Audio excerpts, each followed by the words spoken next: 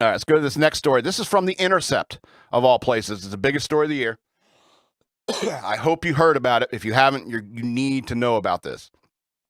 So the Department of Homeland Security is quietly broadening its efforts to curb speech it considers dangerous.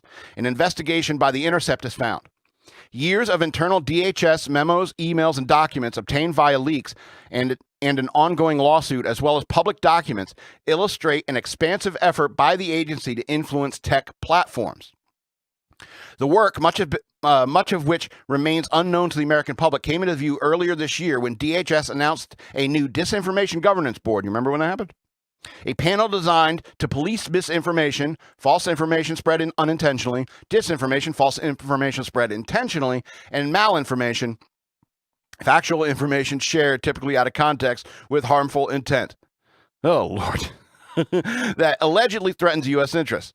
While the board was widely ridiculed, immediately scaled back, and then shut down within a few months, other initiatives are underway as DHS pivots to monitor social media. Now that its original mandate, the war on terror, has been wound down.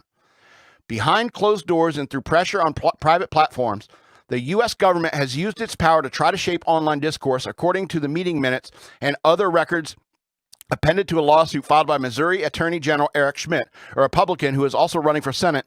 Discussions have ranged from the scale and scope of government intervention in online discourse to the mechanics of streamlining takedown requests for false or intentionally misleading information.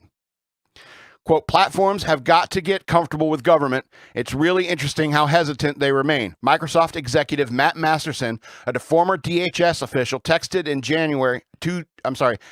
Jen Easterly, a DHS director, in February. Isn't that a terrifying phrase? Platforms have got to get comfortable with government. In a March meeting, Laura Demlow, an FBI official, warned that the threat of subversive information on social media could undermine support for the U.S. government.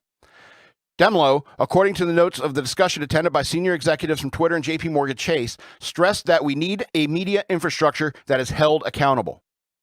We do not coordinate with other entities when making content moderation decisions, and we independently evaluate content in line with the Twitter rules, a spokesperson for Twitter wrote in a statement to The Intercept. There's also a formalized process for government officials to directly flag content on Facebook or Instagram and request that it be throttled or suppressed through a special Facebook portal that requires a government or law enforcement email to use. At the time of writing, the content request system at facebook.com/xtakedowns login is still live. DHS and Meta, the parent company of Facebook, did not respond for a request for comment, and the FBI declined to comment. All right, that's all I'm going to read about this article, but you can go look on The Intercept for this yourself. But this is a big, big deal. This is the government directly trying to silence and censor speech. This is a clear violation of the First Amendment. And you know how I am when I first start out this show. I'm all about the Bill of Rights. I'm all about the First Amendment. And when the government is doing something like this, this is serious. This is worse than the stamp tax. You understand what I'm saying? This is egregious. The Department of Homeland Security is way out of line for doing this. The FBI is way out of line for doing this. I wish Elon Musk would just go ahead and buy the FBI from the Clintons, because I'm so sick and tired of all of this free speech nonsense. People getting throttled online. These people who have different opinions from the mainstream narrative are constantly being throttled, and everyone noticed. Or Crowder, or Shapiro, Gavin McInnes, myself.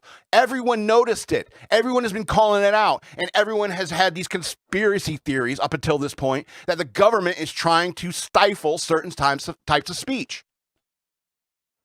And here we are. We have the proof. The Intercept, of all places, broke this news. And, God bless people doing real journalism. There are people out there that still care about doing real journalism. But I mean, it's good news that it's coming to light. It's good news that something may happen from it. If a red wave comes, here in the next couple weeks, good. I hope so, because something needs to be done about this. We cannot have the FBI trying to, throttle what people post. Having some special portal, special login screen for a cop or a police or a federal officer to log in and say, I want this taken down, and it gets taken down. That is absurd. That's tyrannical.